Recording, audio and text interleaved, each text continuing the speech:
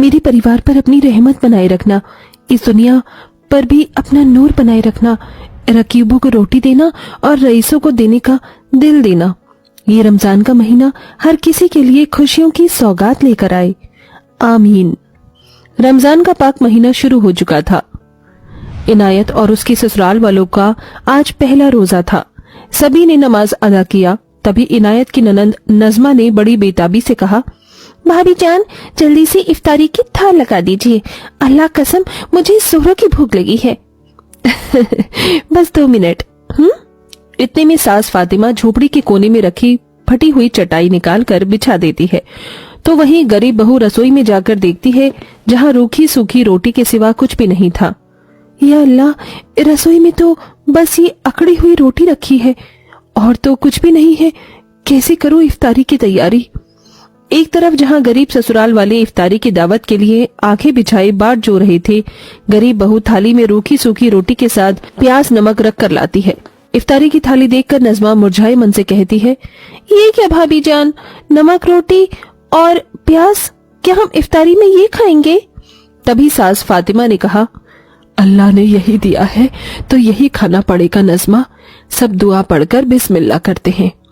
सब ने दुआ पढ़कर प्याज रोटी से इफ्तारी की। तभी ननंद नजमा नमाखों से बोली, अम्मी, अब्बू, मैंने सोचा था कि इस रमजान का महीना किसी दावत की तरह जाएगा।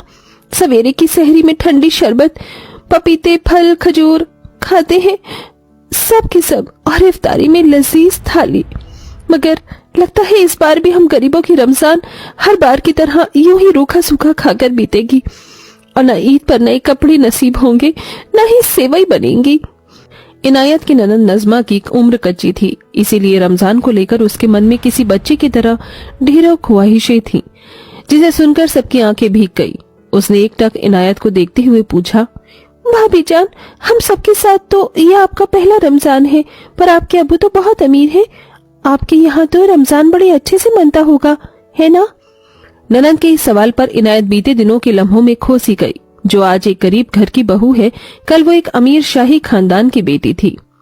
जहाँ इनायत बड़े से खाने की मेज पर बैठी थी, पूरा मेज शाही अंदाज में सजा धजा था। इनायत के पिता एक बड़े उद्योगपति हैं। सुबह के 5 बज रहे थे। वो दिन रमजान का पहला दिन था। वसीम अपनी पत्नी की ओर देखकर पूछते हैं, रोशनाक बेगम, कहाँ है हमारी आंखों का नूर? तभी इनायत आंखें मीचते हुए पीछे से आकर पिता को गले लगाकर कहती है, हम यहाँ हैं अब्बू। इनायत, तुम जरा खाने की मेज पर जल्दी आ जाया करो, वरना तुम्हारे अब्बू एक ही जुमला गाते रहते हैं, इनायत कहाँ है, इनायत कहाँ है। रमजान के पहले रोजे की बहुत बहुत मुबारकबाद बेटी। आपको भी अब्बू। चलिए जल्दी से सहरी खाते हैं। देखिए अम्मी जान ने कितना कुछ बनाया है, ठंडा शरबत, रोटी, दाल मखनी। तभी इनायत लाड दिखाकर बोली, अब्बू, ये शरबत फल एकदम मीठा है, हमें बिरयानी खानी थी और कीमा भी। उफ, अल्लाह, ये लड़की कितनी नखरेली है खाने के मामले में। इनायत, आपको जो खाना है इलियास भाईजान से कह दीजिए। कहो इनायत बिटिया, क्या बनाना है? अब तो सूरज चढ़ने वाला है चाचा, रहने दीजिए, बस शाम को हमारे लिए इफ्तारी में मटन बिरयानी और कबाब जरूर पकाना।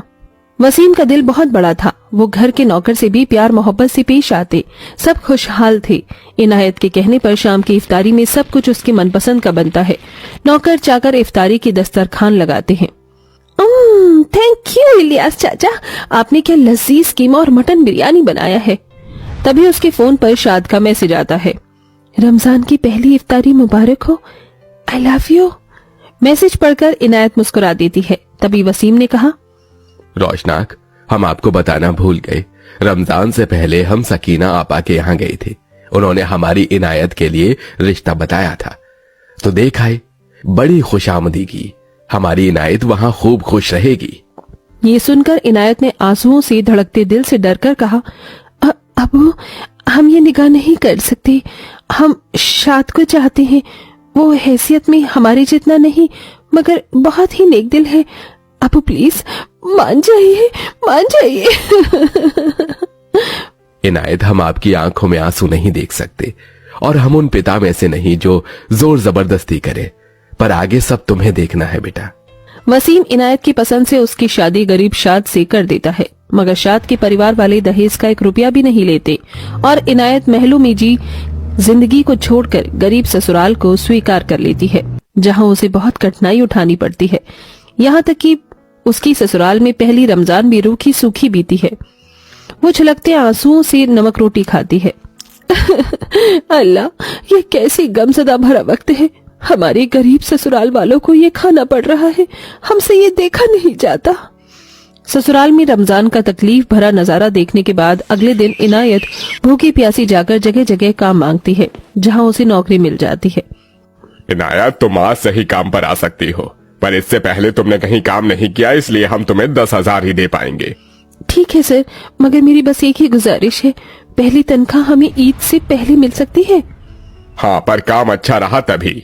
जहाँ अपने पिता के अमीर घर में वो ठाठ से रहती थी, वहीं गरीब ससुराल में उसे दुख ही दुख उठाना पड़ रहा था।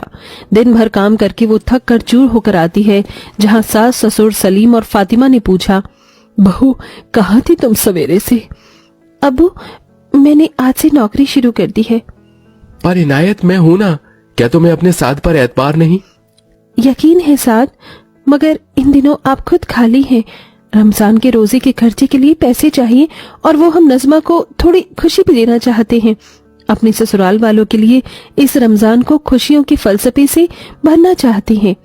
अपनी गरीब बहू की सोच को जानकर सास फातिमा डबडबाई आंखों से कहती है, अल्लाह तुझ जैसी बहू हर घर में दे बहू। इसी तरह से दिन गुजर जाते हैं। इनायत पूरी मेहनत से काम करती है, वहीं उसके ससुराल वाले हर दिन रूखे सूखे से इफ्तारी और सहरी करते हैं। देखते ही देखते रमजान से ज्यादातर दिन बीत जाते हैं। बाजार भी ईद के लिए सज धज कर तैयार हो जाता है और 2 दिन पहले इनायत को पैसे मिलते हैं।